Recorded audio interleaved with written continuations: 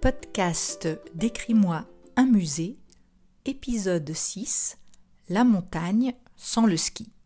Et oui, nous sommes pendant l'hiver 2023, mais il n'y a pas que le ski dans la vie, donc je vous propose quand même de partir à la montagne, au musée des Beaux-Arts de Chambéry, mais de découvrir l'audiodescription d'un tableau représentant le col du Grand Saint-Bernard. Je précise que cette audiodescription avait été enregistrée avec sympathie par les médiateurs culturels eux-mêmes, les médiateurs du musée. Bonne écoute. Plage 8. Image tactile du col du Grand Saint-Bernard. L'œuvre que vous découvrez maintenant est une huile sur toile, peinte en 1835 par Alexis Nicolas Noël. Noël était un peintre français du XIXe siècle. Il a appris son métier auprès de son père. Ensuite, il a travaillé dans l'atelier parisien du célèbre peintre Jacques-Louis David. Cette peinture mesure 1,13 m de haut et 1,66 m de large. Elle s'intitule « Le col du Grand Saint-Bernard ». C'est un paysage de montagne acheté par la ville de Chambéry en 1973. En effet, le col du Grand Saint-Bernard se situe dans les Alpes suisses, à environ 2500 mètres d'altitude. Afin de rendre compte de ces hauts reliefs, l'image tactile propose 3 niveaux différents. Ici, le peintre montre une fin de tempête. On entre dans le tableau par l'angle en bas à gauche. La surface sans relief, située dans le creux, large de quelques centimètres, aux contours irréguliers, matérialise l'emplacement d'un chemin. Au début de ce chemin enneigé, on perçoit très vite des formes en relief. Il s'agit d'un chien assis à gauche. C'est un Saint-Bernard, grand chien de montagne blanc et brun qui peut peser jusqu'à 80 kg. Ce Saint-Bernard porte autour du cou sa fameuse gourde. À sa droite, les bustes de 2 hommes sont peints face contre terre. Les 2 hommes sont allongés dans la neige. Ils ont sûrement été surpris par la tempête. Sont-ils morts ou seulement blessés ? Ce sont probablement des colporteurs, c'est-à-dire des vendeurs ambulants. Ils sont reconnaissables à leur hôte qu'ils portent sur leur dos, appelé porte-balles, et à leur bâton de marche. Ce chemin se poursuit en remontant vers la droite. À mi-hauteur du tableau, il se divise en 2.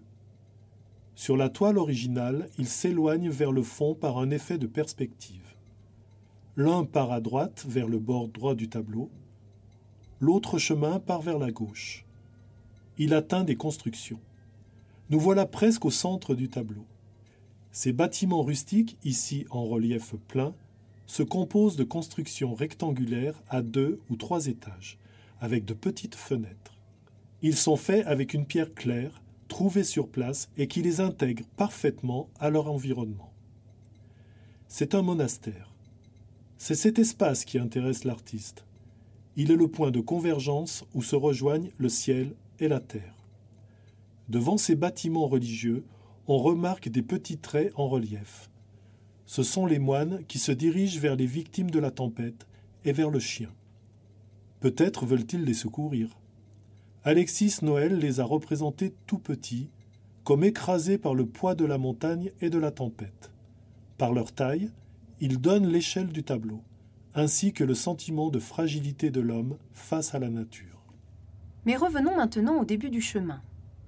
Sur les côtés, c'est-à-dire en dessous et au-dessus de celui-ci, des masses en haut relief représentent des rochers. Ils ne sont pas arrondis mais possèdent des formes anguleuses. Les plus hauts tombent à pic sur ceux du dessous. Tout est recouvert de neige. Ils forment des crevasses sombres et dangereuses. Le chemin est éclairé par une lumière froide venue du ciel. Cette luminosité contraste fortement avec l'aspect sombre des masses rocheuses. Pour l'artiste, la montagne reste un lieu hostile. Au XIXe siècle, les romantiques vont permettre au paysage de devenir un sujet en soi. Composés en atelier, ces tableaux témoignent d'une certaine réalité des lieux. Ici, Alexis Noël ne déroge pas à la règle. Il s'est déplacé sur le terrain, a fait des dessins, pris des notes, puis il a terminé son travail chez lui. Derrière les constructions, dans la partie supérieure droite du tableau, une autre forme irrégulière présente un relief moins élevé. C'est une autre montagne, au loin. Cette montagne à droite et celle de gauche se rejoignent au centre pour former comme le fond de la vallée. Enfin, la partie supérieure sans trame, en creux, constitue le ciel. C'est un ciel sombre, orageux, et qui souffle encore quelques restes de sa ténébreuse colère. Des lignes courbes matérialisent les nuages et le vent. Montagnes, rochers, monastères et hommes sont pris dans ces circonvolutions.